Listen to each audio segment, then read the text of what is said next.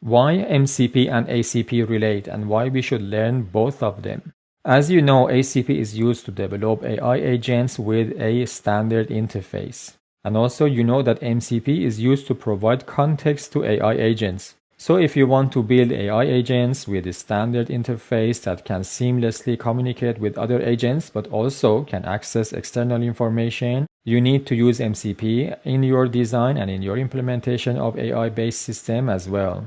And also MCP and ACP share common challenges of scalability, security, and observability in a production environment. And therefore it makes sense to learn them both at the same time so that if you design and build an AI system or AI agent-based system for production use and capacity, then you handle the challenges of scalability, security, and observability for both of them at the same time. Now that we know so much theory, let's see an example of a MCP server.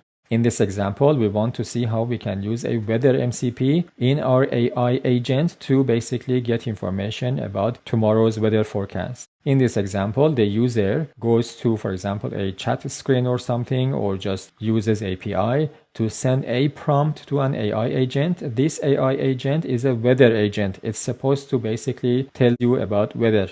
This AI agent uses a generative AI model, but as you know, generative AI models are trained models. They are machine learning models that they have been trained with large amount of data, normally with all the information that is available on the internet. But that is it. Once a model is trained, it cannot change. And therefore, it has no idea what's the weather like tomorrow or what day is today or anything like that. So to overcome that challenge, the weather agent goes to a MCP server called weather MCP and says, what's the weather like in Sydney tomorrow? The weather MCP then goes to weather.com and calls an API and passes Sydney and, for example, tomorrow's date as the input parameters to weather.com's API and gets the temperature of tomorrow, for example, back. And then it sends it back to the weather agent. The data that it sends back to the weather agent is a context. Then weather agent uses that context to form a nice and useful prompt and passes it to generative AI model. And generative AI model sends a response back to the weather agent, and then weather agent sends that response back to the user, which can be an application or a human.